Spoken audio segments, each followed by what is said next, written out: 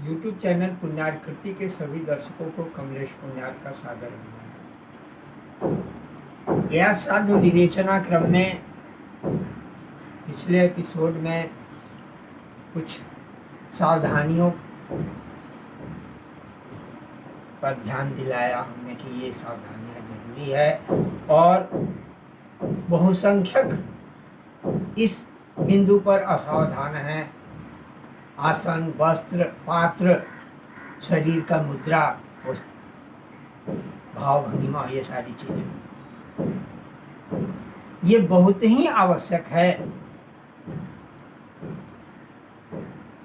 इसका हर संभव प्रयास करना चाहिए, आपको पालन करना चाहिए। कुछ और संयम और सावधानियां भी हैं, अब उसकी चर्चा हम इस एपिसोड में करेंगे, कारण कि अब क्रमशः ये प्रसंग जो है गया श्राद्ध विवेचना अब अपने ये समापन की ओर ये बढ़ रहा है। कुछ और संयम सावधानियां हैं। सबसे पहली बात कि आप दूरी के हिसाब से जितना पहले आप यात्रा कर रहे हैं, मतलब कि आपने गया यात्रा के निमित्त आपने मुंडन करा लिया है। अब ये मुंडन कराना थोड़ा सा मुंडन एक इसके पहले एक एपिसोड में मैं मुंडन निषेध और मुंडन कराने न कराने पर चर्चा हो चुकी है। जो वहाँ मुख्य उद्देश्य था कि गया में आकर के मुंडन कराना मना है और उसके लिए वायु पुराण के प्रथम अध्याय का 23वां श्लोक जो है वो मना निषेध का उसका हवाला लोग दे देते हैं कि ये कहा गया है। वहाँ उसका भ्रम का निवारण मैं पिछले एक एपिसोड में पहले कर चुका हूँ। यहाँ फिर अब हम दूसरे क्रम में हम ये बात दूसरे रूप में ये बात कर रहे हैं कि जब आपने मुंडन करा लिया, मुंडन कराना एक तरह से वो एडमिशन वाली स्थिति है। बच्चा एडमिशन ले लिया तब अब वो एडमिशन आपने ज्वाइन कर लिया किसी कार्यालय में, तो ये आपको मुंडन से अब मुंडन पर थोड़ा सा अन्यत्र जो चीजें आती है मुंडन हाँ और मुंडन न के बारे में, मुंडन के विरोध में जो बातें आती हैं उस पर, इसलिए मुंडन पर थोड़ा सा 2-4 मिनट कुछ कहना मुझे आवश्यक लग रहा है। संस्कार में, संस्कार शब्द वास्तव में तो माने सुचिता अर्थ में है, परिष्कार अर्थ में। हम स्नान कर रहे हैं तो स्नान भी एक लघु संस्कार हुआ मेरा नित्य का। शौच जा रहे हैं, आचमन कर रहे हैं, कुल्ला कर रहे हैं, ये सारे सामान्य। और ये वैदिक संस्कार जैसे अभी सारे जो संस्कार, विवाह संस्कार है, एक जो पवित्र संस्कार है, वो संस्कार का अपना एक अलग रूप। उस संस्कार क्रम में भी मुंडन की बात आती है। अब उस मुंडन को हम सामान्य सभी मुंडनों, पहले एक मुंडन को स्पष्ट करके सभी मुंडनों को हम उस पर साथ क्रमशः रख करके उसको हम तुलनात्मक दृष्टि से उसको हम विश्लेषित करने का प्रयास करेंगे। पहले एक मुंडन को जो कि वहाँ उद्देश्य क्या होता है, गर्भगत केश का मुंडन होता है। वो बच्चा जब जन्म लेता है तो उसके बाद 1-2 साल अपने अपने कुल के अनुसार, शास्त्र का भी अलग अलग ढंग से ये है कि कब उसका मुंडन होना चाहिए। मैंने लड़का हो कि लड़की हो वहाँ ये भेद नहीं है। समय का अंतर भले किया गया कि कब किसका मुहूर्त अलग अलग क्रम है, लेकिन मुंडन होता है। क्यों श्राद्ध हम करते हैं, किसी का श्राद्ध होता है हमारे परिवार में और सप्तकुल में, वहाँ पर तो सप्तकुल की बात आती है कि सप्तकुल में जो मुंडन, जो किसी की मृत्यु होती है तो मुंडन कराना चाहिए। और मुंडन का मतलब पूर्ण होता है। वहाँ सिर्फ इतनी ही बात ध्यान देने की है कि जिसके पिता जीवित होते हैं वो मूंछ नहीं कटाता है। पिताजी जिसके जीवित हैं उसे मूंछ नहीं कटाना चाहिए। अब आज की तो बात ही, आधुनिकता की तो बात ही छोड़िए, तो क्लीन शेव चेहरा थोड़ा स्मार्ट लगता है ना। पिता जीवित है कि पिता मर गए, उससे क्या मतलब है। उसकी बारीकियों में जाना, उसके शास्त्रीय नियमों को समझना जानना, इसका तो इसके लिए तो फुर्सत नहीं है, उस पर कोई अभिरुचि नहीं है। नियम है, मैं यहाँ नियम बता रहा हूँ, ध्यान दिला रहा हूँ, ऐसा होना चाहिए। और पिता जिसके नहीं है उसे समस्त पूरा का पूरा मुंडन कराना है। लेकिन मुंडन क्रम में मैंने पहले भी कहा था कि कच्छ विवर्जन, ये बांह के नीचे के बाल हैं, नीचे के बाल जो है जंघाओं के, इनका छेदन नहीं होना चाहिए। अशौच के क्रम में उनके छेदन का स्वतंत्र अलग समय कभी अपनी सुविधा अनुसार करते रहे आदमी। लेकिन अशौच में भी जो मुंडन होता है, किसी के मृत्यु में जो मुंडन कराते हैं अन्य कार्यों में, या वो उस मुंडन में ये सब मुंडन पूर्ण रूप से होना चाहिए, केवल शिखा शेष है। अब हम यहाँ मुख्य ये पर आते हैं। मुंडन ये, अब इसको विज्ञान की भाषा में समझे तो ये सिर के बाल जो हैं, ये पूरे शरीर का हेडक्वार्टर है ही। सारा कुछ जो है, सब कुछ व्यवस्था इसी में, इतने में ही है आपका। बाकी तो ये ब्रांच लाइनें हैं, ये डालियां हैं, जैसे किसी पेड़ की शाखाएं होती हैं, उसके अंदर ये सारी चीजें, ये सबसे। और यहाँ से जो निकल करके चल रहा है मेरुदंड, जो यहाँ से आपका ये आ रहा है नीचे गुदा मार कर जा रहा है, बस यही एक ये आपका हुआ, यहाँ से ये मेरुदंड, यही आपका मेन है। और इसमें बहुत सारी चीजें हैं। अब यहाँ इन पूरी इसकी आंतरिक संरचना में जाना यहाँ मेरा अभिष्ट नहीं है, उद्देश्य नहीं है। इसके ऊपर सुरक्षा के लिए ये लगा हुआ है, जो कुछ भी ये बहुत बड़ा सिर का बाल, दाढ़ी, मूछ, ये जो है ये बहुत बड़ा एंटीना है आपके शरीर में, बहुत बड़ा एंटीना है। एंटीना क्या कर रहा है? ग्रहण कर रहा है चीजों को। इसमें अच्छी चीजें भी आ रही हैं और बुरी चीजें भी, और सबको संग्रहित कर रहा है। अब आज इस इलेक्ट्रॉनिक के युग में, विज्ञान के युग में, इन चीजों को समझना भी आसान है और समझाना भी आसान है। ये असंख्य केस राशि जो है, ये सारे कितना कुछ एकत्र किए हुए हैं।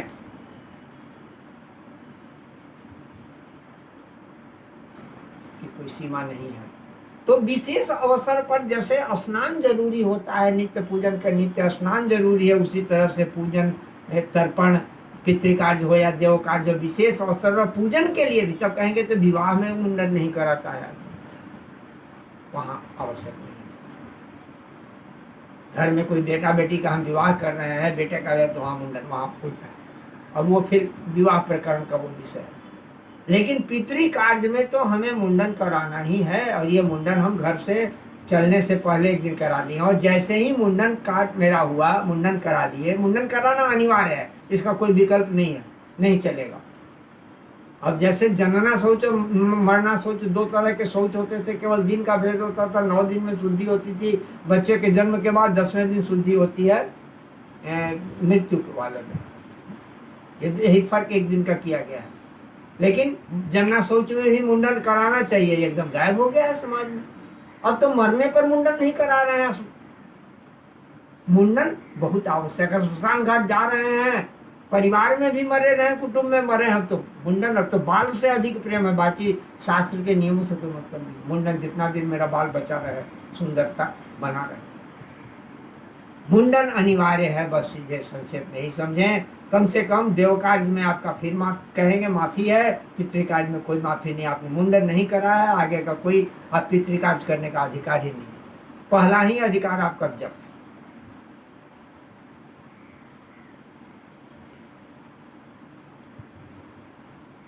तो मुंडन अनिवार्य है, और मुंडन कराने के बाद से ही आपके संयम नियम की बातें भी शुरू हो लागू हो जा रही हैं। गया श्राद्ध संबंधी जो संयम नियम आवश्यक है, अति आवश्यक ही, कम आवश्यक को तो मैं ही कम कर दे रहा हूँ। जानता हूँ कि युग समय के अनुसार वो अब सतयुग त्रेता वाले नियमों की मैं बात नहीं कर रहा हूँ।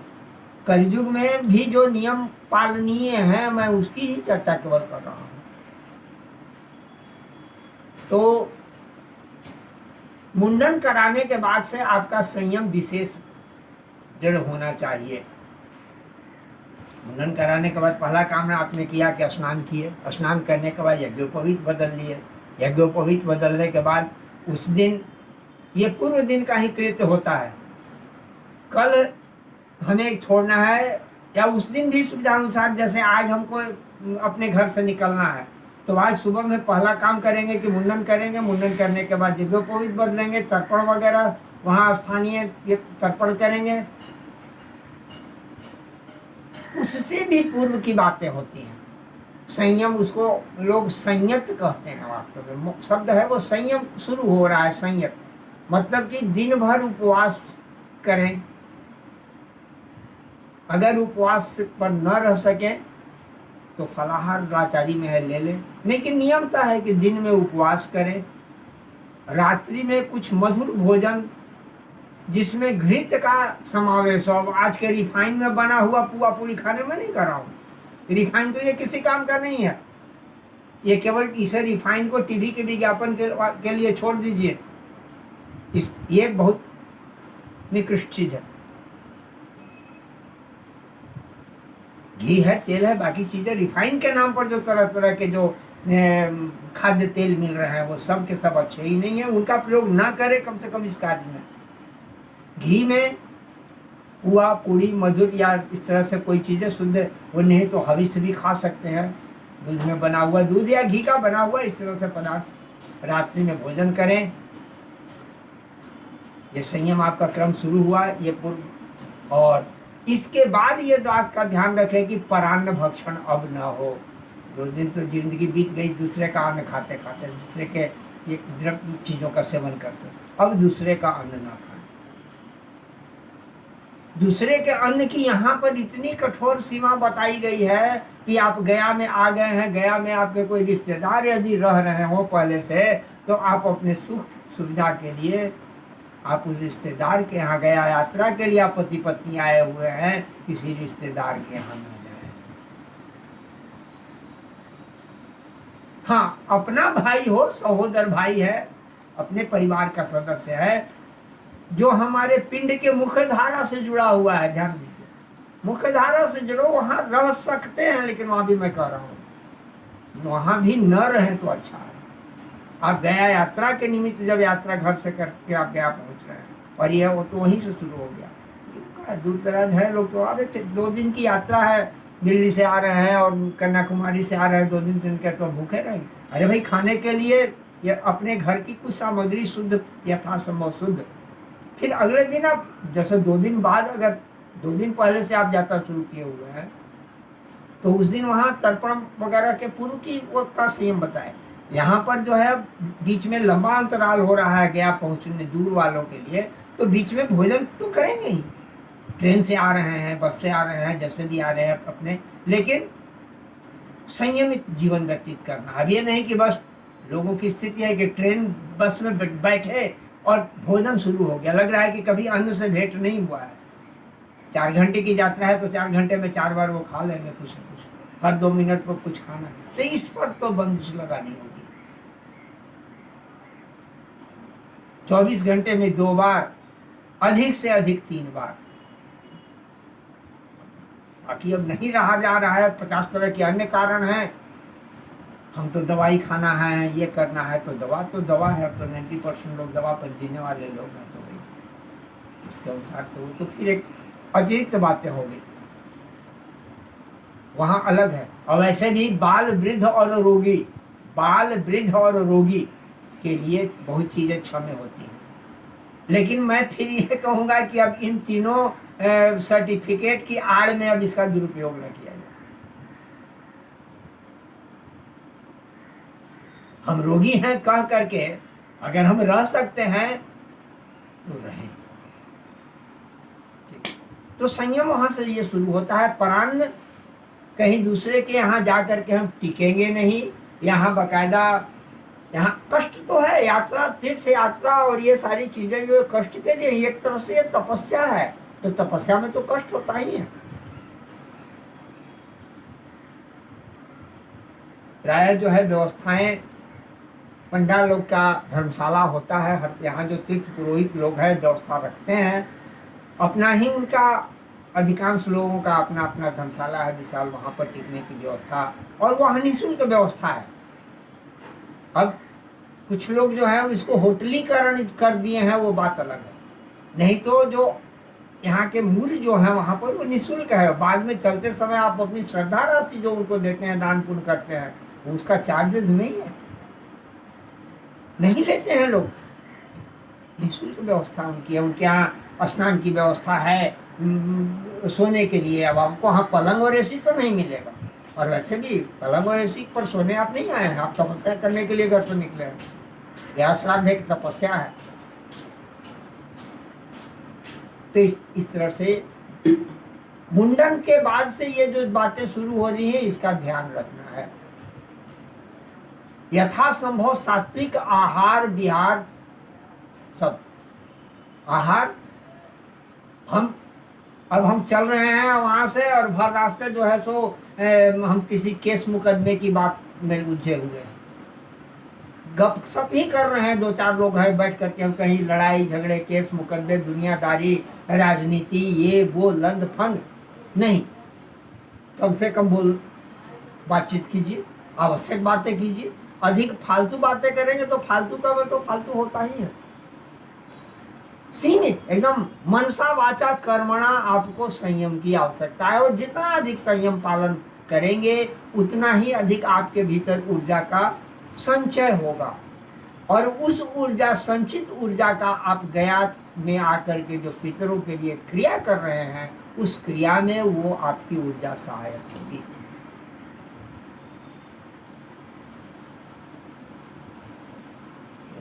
इस तरह से संयम, यहाँ आकर के फिर यहाँ के यहाँ कहीं अन्यत्र रहने की न सोचे। सामान्य व्यवस्था जो वहाँ मिल रही है वो उस व्यवस्था में रहें।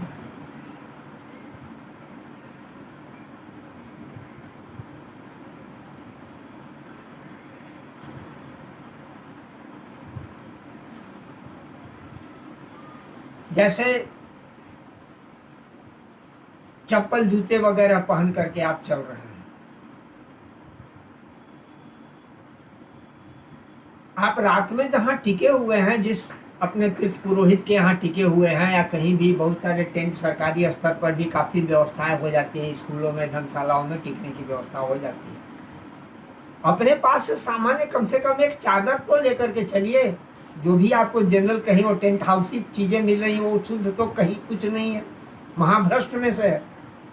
होटल में भी आप जहाँ टिक रहे हैं तो होटल की तो और क्या कहने की बात नहीं है, लेकिन कम से कम बिस्तर पर डालने के लिए या अपने बदन पर ओढ़ने के लिए तो इतना तो इसी चीज़ों को तो साथ में आप रख सकते हैं कि उस जो भी वहाँ का बिस्तर मिला है उसके ऊपर अपना एक चादर डाल लीजिए। कम से कम होटल का वाला कंबल चादर बिस्तर सीधे सीधे पूर्ण रूप से व्यवहार, कुछ प्रोटेक्शन ले लीजिए। जितना लीजिएगा आपके हक में अच्छा होगा।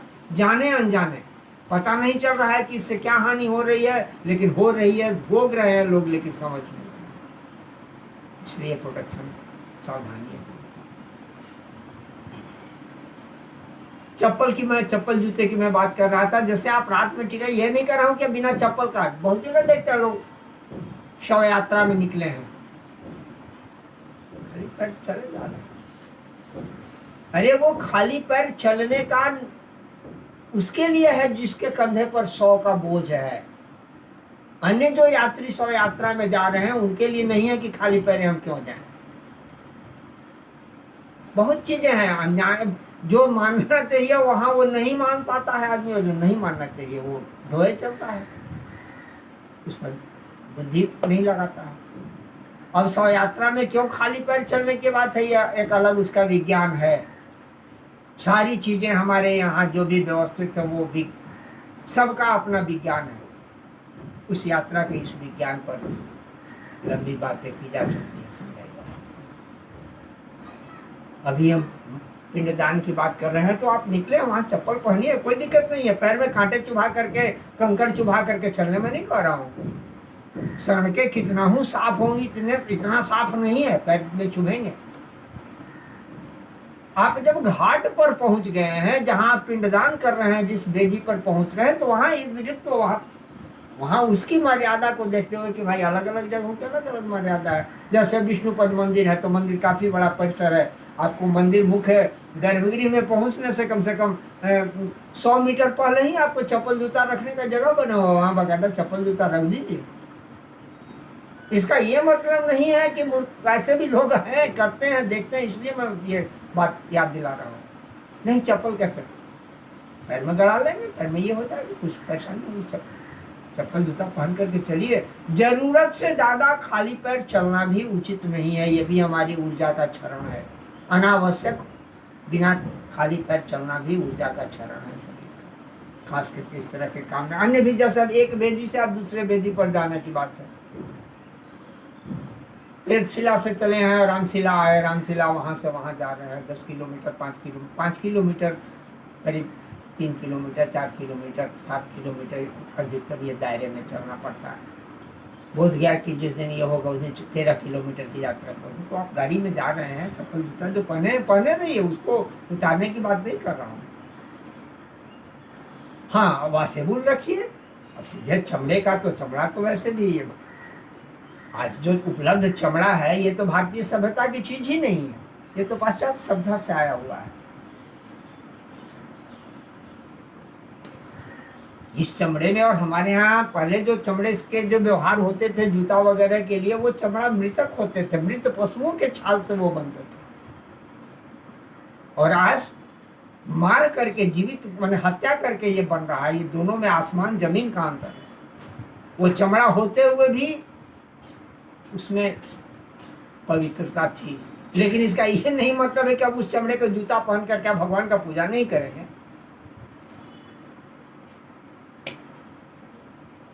ये नियम संयम चीज़ों का ध्यान रखना है। और भी छोटी छोटी बहुत सारी चीज़ें हैं, क्रमशः जैसे स्मरण में आती हैं उनको मैं बता देता हूँ।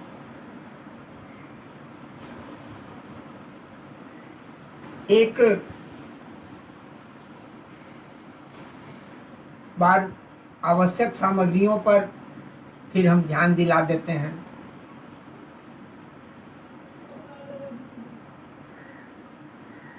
कुशा सबसे आवश्यक सामग्री में आपका है। तर्पण या पिंडदान के समय आपके दोनों हाथ की अनामिका उंगलियों में कुशा की अंगूठी है। ये अनामिका, रिंग फिंगर जिसको बोलते हैं। पत्तियां, कुश की पत्तियां होती हैं, पतली पतली पत्तियां, उसको ऐसे मोड़ मार करके अंगूठी का शक्ल दे देना है। अब उसका डिजाइन कुछ भी, उससे कोई मतलब नहीं है, अंगूठी होना चाहिए। 2 पत्तियों से बनाया हुआ दाहिने अनामिका में, और 3 पत्तियों से बनाया हुआ बाएं में। यहाँ 3 ज्यादा होना चाहिए, इसको अधिक ये आवश्यक है यहाँ। तो ये 2 अंगूठियां होती हैं। बार बार कार्य करने के लिए छोटे छोटे कुश के टुकड़े भी होते हैं, वो अलग तोड़ करके रख लेना है, कुछ अनिवार्य में है। एक मोटा कुश को बोलते हैं कि माने कुश, पूरे कुश को, माने जड़ से लेकर के ऊपर तक पूरे भाग को, कुश को मोड़ करके थोड़ा सा और बना लेते हैं, ऊपर से एक गांठ डाल देते हैं, ताकि उस कुश को अगर हम पानी में डालें तो 2-4 बूंद वो पानी उठा सके। सीधे कुश की पत्ती, एक पत्ती डालेंगे तो पानी नहीं उठाएगा, लेकिन उसको मोटक बोलते हैं, मोटक। वो थोड़ा गोल सा बना दिए बांध करके, उसी से बार बार हमको जल, वैसे आचमनी तांबे के पात्र में, आचमनी जलपात्र में ले सकते हैं, कोई निषेध नहीं है, लेकिन मोटक ऐसे ही कुश उसमें डाला रहे। लेकिन मोटक से अगर लेंगे, एक ही बूंद जल आया, लेकिन कुश के द्वारा वो जल गिरा आपके हाथ में, और ये सारा काम बाएं हाथ से करेंगे, कोई दिक्कत नहीं है। बायां हाथ भी, बायां हाथ मेरा ही हाथ है, इसकी अपनी एक सीमा, अपनी मर्यादा है। अब बहुत से लोग को देखते हैं इस तरह से, अब दाहिने हाथ से कोई काम कर रहे हैं तो ये बाएं हाथ को ऐसे पकड़े रहेंगे, बाएं हाथ से। ये कोई जरूरी नहीं है इसकी। पति कोई काम कर रहा है तो पत्नी ऐसे पति को पकड़े रहेगी, ये क्या मतलब है?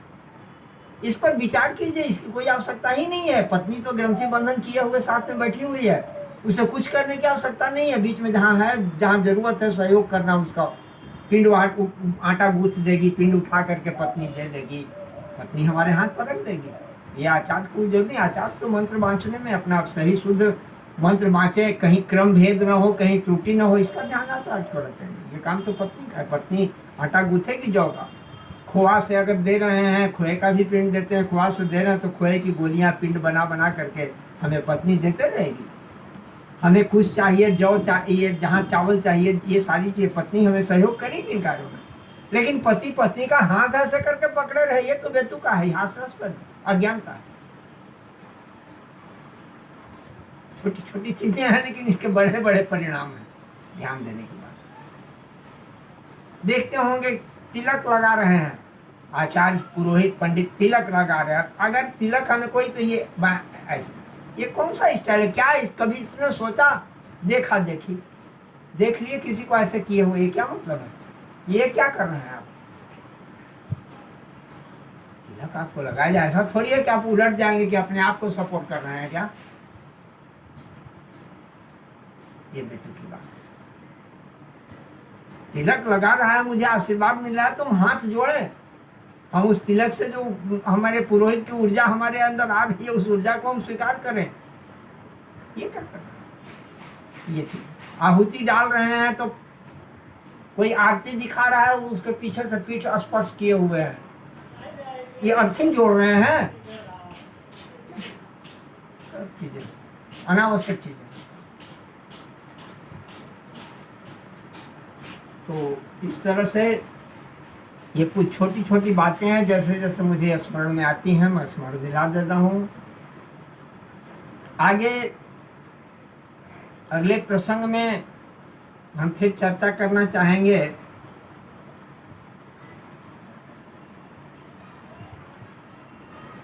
कुछ और संयम सावधानियों के विषय में।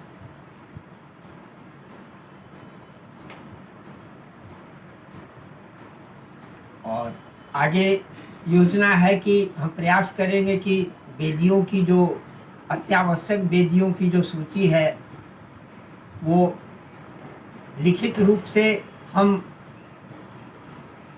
आपको दिखला दें, पुस्तक से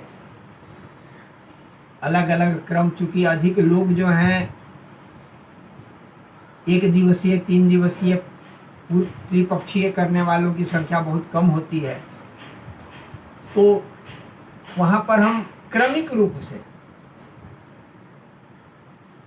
अलग अलग जो 3-4 क्रम जो हुआ कि पूर्ण रूप से, आंशिक रूप से, तो सबका अलग अलग जो हिसाब है बंटवारा कि 1 दिन वाले करेंगे तो क्या करेंगे, 3 दिन वाले क्या करेंगे, 5 दिन वाले क्या करेंगे, 7 वाले क्या करेंगे, 17 वाले क्या करेंगे, तो क्रम से उसकी एक लिखित सूची मैं आपको स्क्रीन पर दिखा दूंगा। वहाँ रहने से आपके लिए सुविधा होगी कि भविष्य में भी आप कभी चाहेंगे तो वहाँ स्टॉप करके उस चीज़ों को आप देख सकते हैं। और वैसे ये पूरी की पूरी सामग्री अभी जो कुछ भी इतने एपिसोडों में मैं आपसे बातें कर रहा हूँ, ये इसमें अधिकांश चीज़ें जो मेरे व्यक्तिगत रूप से जो हमारे द्वारा जो व्याख्याएं आ रही हैं वो कहीं अलग चीज़ है, लेकिन इसका आधार जो मुख्य है, अभी जो पुस्तक दिखाया था पिछले एपिसोड में ज्ञान श्राद्ध पद्धति पर, उसमें सारी की सारी चीज़ें लगभग मिल जाएंगी आपको। और दूसरी चीज़ की जिस क्रम से मैं आपको ये बातें सुना रहा हूँ अलग अलग एपिसोडों में, इन सारे को पटने से प्रकाशित होने वाली दिव्य रश्मि एक पत्रिका है, वो पत्रिका ने अभी हाल में ही उसे प्रकाशित किया है।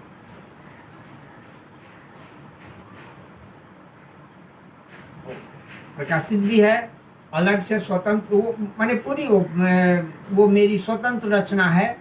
ये आलेख के रूप में अभी जो जितनी बातें मैं उसी का और उसको पुष्पित पल्लवित करके आपको मैं सुना रहा हूँ, बता रहा हूँ। इन 2 चीज़ों का जहाँ जिनको उपलब्ध हो सके, पत्रिका अभी हाल में ही पिछले ही महीने, मतलब कि वो सितंबर के हाँ सितंबर इसी महीने का वो अंक प्रकाशित हुआ है, मासिक पत्रिका है दिव्य रश्मि।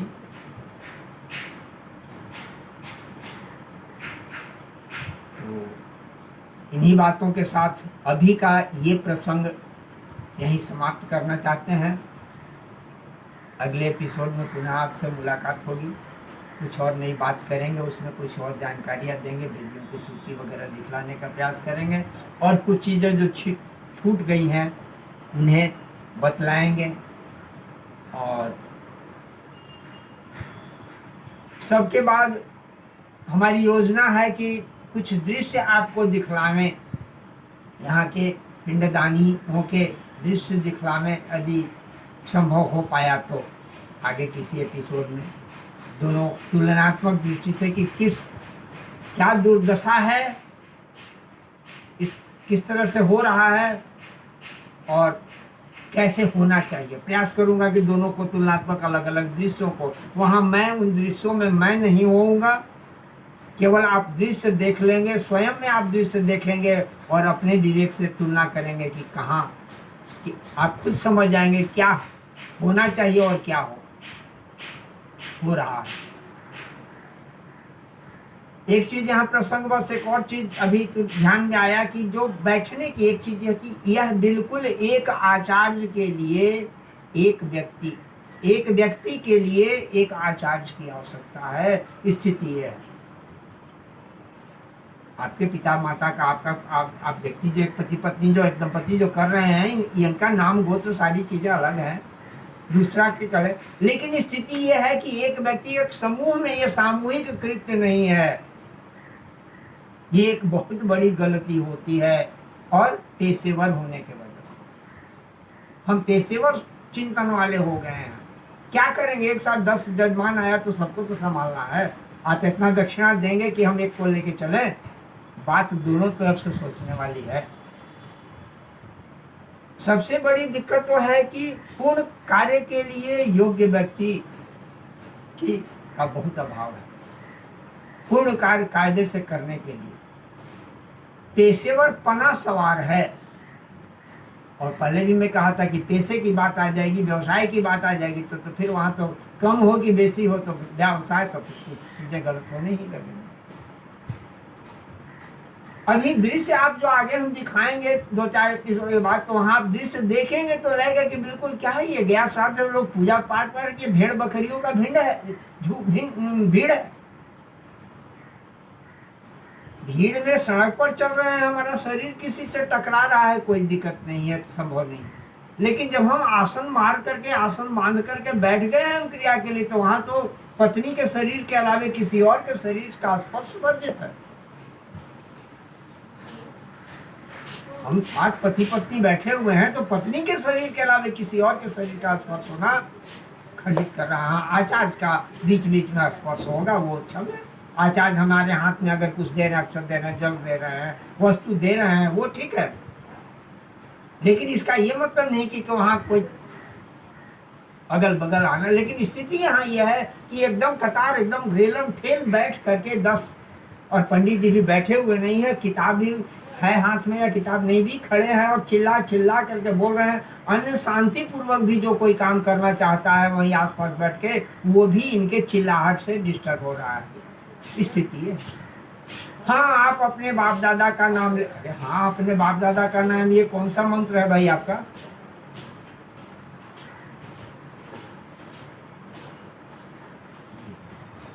इसलिए बाबा कि आप अपने आचार्य का व्यक्तिगत रूप से खर्च आपका लगेगा, दक्षिणा ज्यादा देने। स्वाभाविक है कि एक आदमी 100 आदमी को हैंडल कर रहा है और एक आदमी एक दिन के लिए आपके लिए है, तो तदनुसार आप दक्षिणा दें।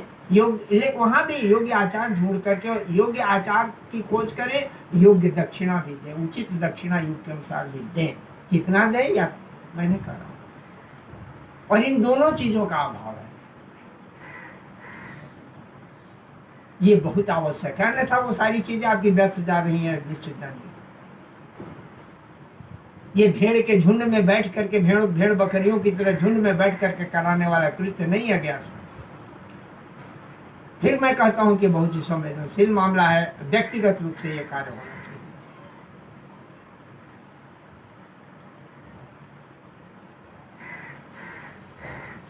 ध्यान रखने की आवश्यकता है और सख्ती से इसका पालन होना चाहिए।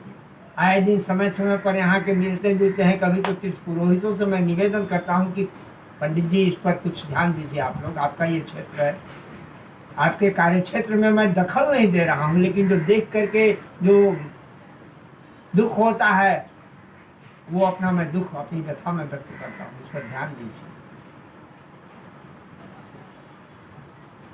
अगले एपिसोड में कुछ और विषयों के साथ आपसे पुनः मुलाकात होगी। तब तक के लिए कमलेश पुण्यार को अनुमति दें। आप जहाँ भी रहें स्वस्थ रहें, आनंद रहें। और एक बात अभी इस एपिसोड में कि मैं बीच में जो भी कुछ बातें आपको लगता होगा कि मैं आवेश पूर्वक बोल रहा हूँ, आवेश की बात नहीं है, व्यथा मेरी व्यक्त हो रही है, कितना व्यथित हूँ स्थिति को देख करके। इसलिए उसकी अन्यथा न ले मेरी बातों का, उसका कोई और अर्थ न लगाने। मेरे कथन का, मेरी व्यथा का जो अभिप्राय है, मेरा जो उद्देश्य, उस उद्देश्य को समझे। यही निवेदन है आपसे। धन्यवाद। हरि ओम। शांत शांत।